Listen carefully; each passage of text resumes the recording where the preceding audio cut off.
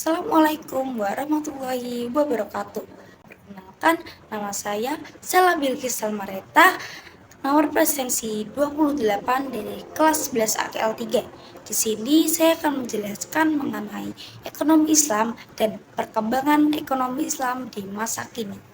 Ekonomi Islam atau ekonomi syariah adalah sistem ekonomi yang berlandaskan pada nilai-nilai dan hukum syariah.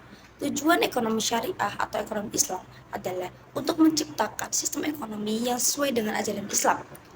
Beberapa prinsip dalam ekonomi Islam adalah yang pertama ada keadilan. Keadilan merupakan prinsip utama yang mengharuskan distribusi sumber daya dan kekayaan yang adil dan merata. Yang kedua ada keseimbangan. Keseimbangan yaitu prinsip yang menekankan kesetaraan dan distribusi sumber daya, pemerataan kesempatan, dan perlindungan hak asasi manusia. Yang ketiga ada kemaslahatan.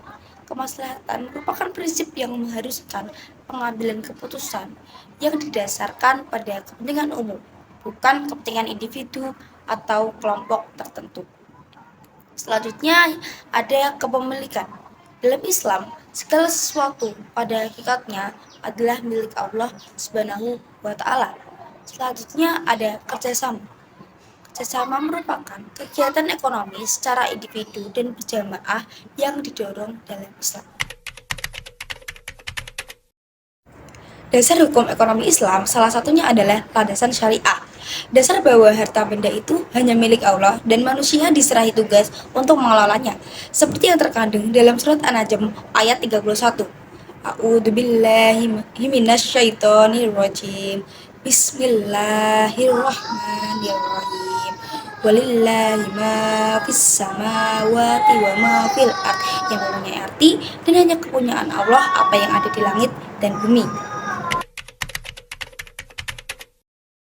Perbedaan ekonomi konvensional dan syariah atau ekonomi Islam adalah bisnis konvensional berfokus untuk menghasilkan keuntungan sebanyak-banyaknya, sedangkan bisnis syariah lebih memperhatikan aspek manfaat serta kaidah dalam agama Islam sebagai imbalan dari hasil kegiatan usaha.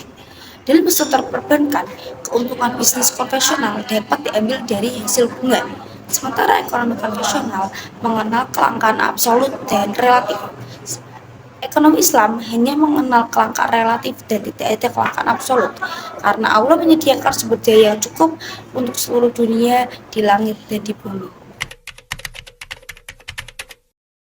Ekonomi Islam telah menjadi bagian yang melekat dari sejarah umat muslim selama berabad-abad.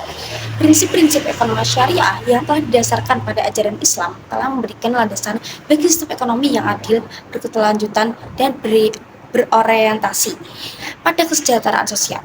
Dalam perjalanan sejarahnya, banyak tokoh-tokoh penting yang telah muncul untuk mengembangkan dan menyebarkan prinsip-prinsip ekonomi Islam di seluruh dunia. Beberapa tokoh ekonomi Islam yang berpengaruh adalah tokoh ekonomi Islam yang pertama ada Ibnu Khaldun.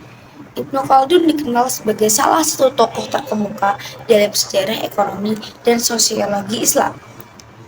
Karya Ibnu Khaldun yang paling terkenal adalah Muqaddimah atau Prolegomena yang menjadi landasan bagi studi ekonomi dan sosial di dunia Islam. Yang kedua ada Al-Makhrizi. Al-Makhrizi merupakan seorang sejarawan dan ekonom Mesir dari abad ke-15 yang memberikan kontribusi penting dalam pemahaman tentang sejarah ekonomi Islam.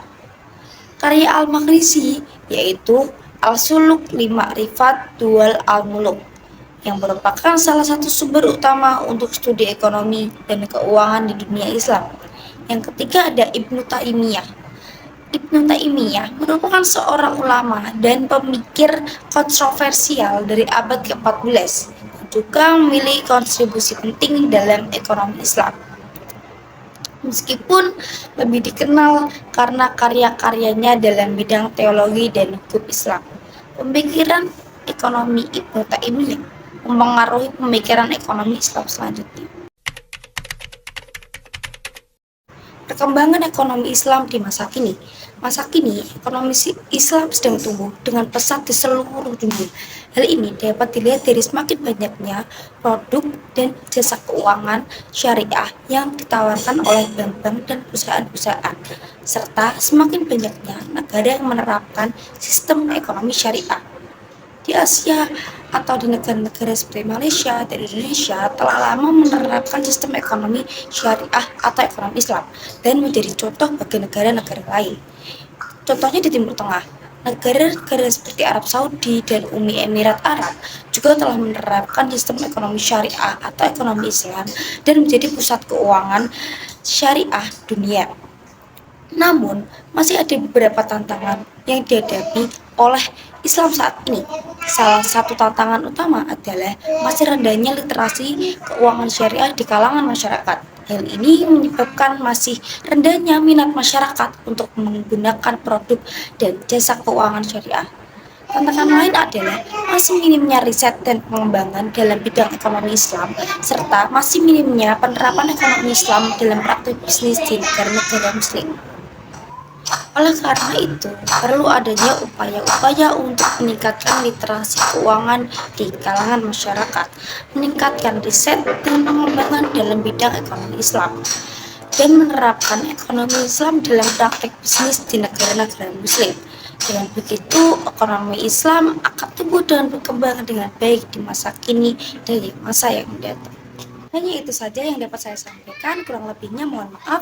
Wassalamualaikum warahmatullahi wabarakatuh.